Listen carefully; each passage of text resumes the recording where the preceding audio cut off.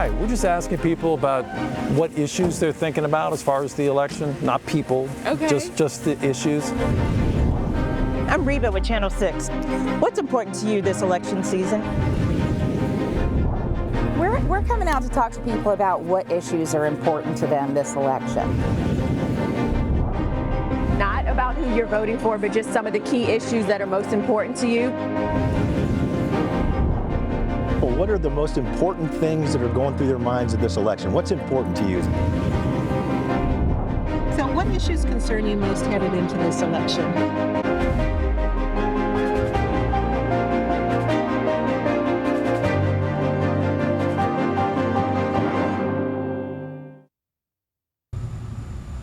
Thanks so much for joining us here at Midday on this Election Day 2024. I'm Cheryl Miller. The polls have been open now for 6 hours and will be open for 7 more until 7 o'clock tonight. While the voting process has been a smooth one, for many there have been a few issues. Our Brendan King will have an update from the city of Richmond. Caroline Colburn spoke to voters in Henrico and Chesterfield counties. And we begin with our Cameron Thompson, who heard from the State Board of Elections about the voting process so far. Cameron?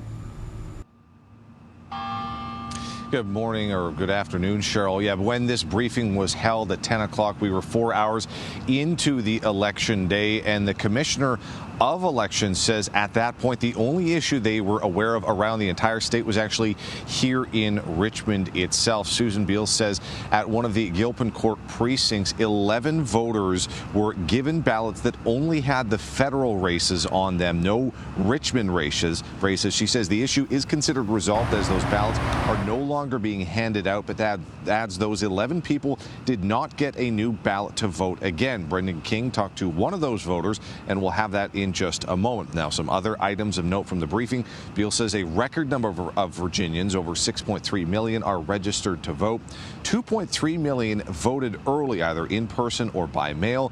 She adds that 126,000 mail-in ballots that were sent out have not been returned yet, but can be done so by Friday at noon if they are postmarked by Election Day. Now, during questions from the media, Beals was asked several times about the daily purges of suspected non-citizens from the voter rolls from a Governor Glenn Youngkin executive order that led to lawsuits that went all the way to the Supreme Court. It was revealed in that process some of those removed were actually U.S. citizens. Beals reiterated they want every eligible voter to be able to cast a ballot. That's why Virginia has same-day registration, and those impacted in that way could do that. And she says while they don't have totals for today, she said in early voting across the state, over 16,000 people did same-day registration. Now, we've been reporting around 1,600 people were removed in this purge since Youngkin's order in August, and Beals says that number hasn't changed since October 14th, which was before the lawsuits, and explains why. So we stopped prior to the last day of to October 15th, which is, I think it was the close of books, perhaps, last day to register to vote in Virginia. And so that sort of naturally, that's normally when we close out our list maintenance practices. Now, Beals will be holding 2 more briefings today at 4 and 9 p.m. And as I mentioned, the only issue they found so far is actually here in Richmond at Gilpin Court. Our Brendan King actually talked to some of those impacted voters and has more with one of them. Brendan? This morning, the Richmond Electoral Board blames human error for the issues here in the East End. More specifically, we're talking about the Calhoun Community Center right behind me here in Richmond. I spoke to one of those impacted voters. I want you to listen to her describe what she says she experienced inside the polls. When did you first notice something was wrong? When I got the ballot and we looked at the back of, I looked at the back of mine, it was blank. I looked at the front and I asked her, where was the school board people at? And she said that was the correct ballot. I went back in there and said something to her. She was like, no, she knows what she's doing. The whole time she handed out wrong ballots. Vice Chair of the Richmond Electoral Board, C. Starlet Stevens, tells me poll workers had trouble getting into the Calhoun Community Center here in Gilpin Court this morning. One voter tells me they didn't open until 6:05. Stevens says the precinct chief handed out federal-only ballots to 11 voters, ballots that only included the presidential race. When those voters noticed their ballots did not include races for mayor, city council, or the school board, they say the chief told them she only had that one ballot. Those voters then fed their federal ballots into into the counting machine. And Stevens says when she was notified at that point, it was too late. Once in the machine, they could not spoil the ballot and let them vote again. The debacle certainly enraged the voters involved this morning, including one who wanted to remain anonymous. I'm mad. I'm pissed off because I can't vote like for a city council, mayor, or anything like that. I can only vote for president. Stevens says she's never seen anything like this happen before in Richmond. She also tells me, and she mentions, that this precinct here in the East End always had access to the two ballots, the federal ballot and then the full ballot with those local races. She says since then, since 6:30, every voter here at the Calhoun Community Center are using the correct ballot. So much more to come on this Election Day Tuesday. Our Caroline Colburn has been tracking the progress at the polls outside of Richmond. She shares the voices of voters in Chesterfield and Henrico County. Well, Brendan, good afternoon. Most of the voters we spoke with say that it's been a relatively easy morning, early afternoon here at the polls. But for some, a few we spoke to, they say they're worried their ballots won't be counted and their voices won't be heard. Every vote matters. It's a family affair at the polls for the Dohertys. They're not griping about getting up early and coming to vote. I actually really enjoy going with my family. The Henrico natives say their Election Day morning at Shortpub Elementary was a breeze.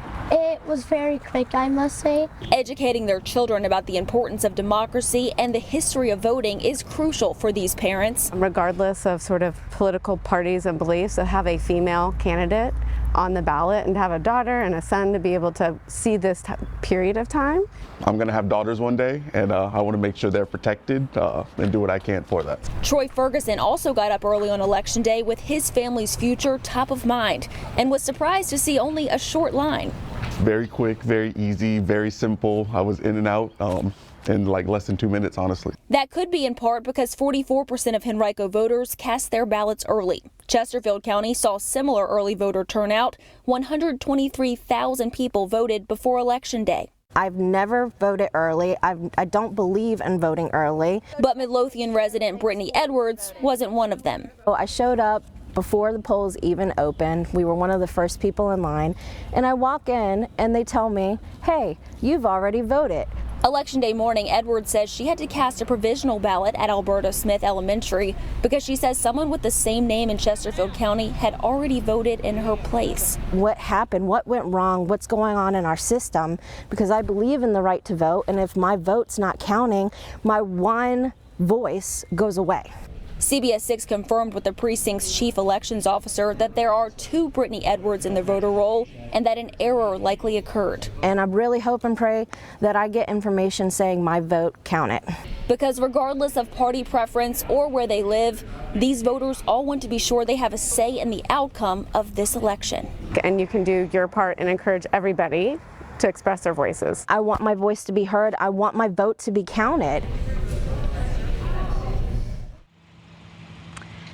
Now, Edwards tells CBS 6 she sent proof of her address as well as her ID to Chesterfield's electoral board. That board will be meeting tomorrow at noon and will plan to go over provisional ballots, all of those cast, including Edwards, and they'll decide then whether or not the provisional ballots will count. In Chesterfield, I'm Caroline Colburn, CBS 6 News.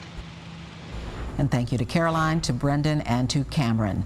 One of the major issues on the ballot for Richmonders is who do you want to be the city's next mayor?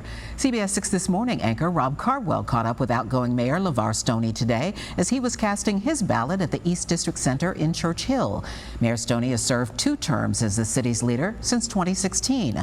Rob asked him whether he's endorsing any of the 5 candidates for mayor today, with the mayor telling him that he's keeping that to himself. Regardless of who wins, what do you think that their #1 priority should be for Richmond? You know, I think that our administration over the course of the last 8 years has answered the call to ensure that Richmond continues ascending. Livability has to be of the top priority, and that means ensuring that folks can live here affordably. And I think housing has to be the #1 issue. Public education has to remain the top of the issue. Mayor Stony did say he endorsed the mayoral candidate who would be best to follow the leadership of the person he voted for today, President Kamala Harris. LeVar Stony plans to run for Lieutenant Governor of Virginia in next year's race. On this election day, we're hearing from you about the biggest issues of concern to you and your family, from the economy to immigration to abortion rights and more. I was recently out in Richmond asking what's important to voters in the city.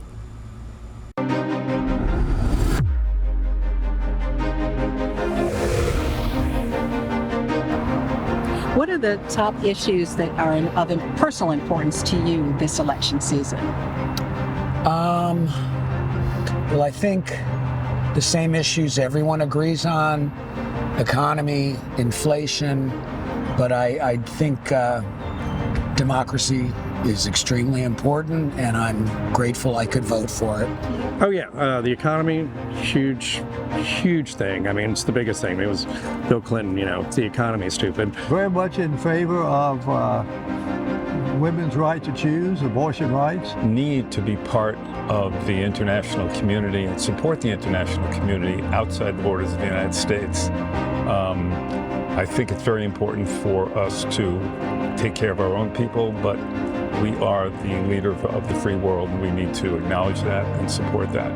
Number one critique of politics in general. Everybody's trying to scare everybody as opposed to inspire people. And of course, if you're trying to vote for somebody, then I'd rather be inspired to do so as opposed to being afraid to not.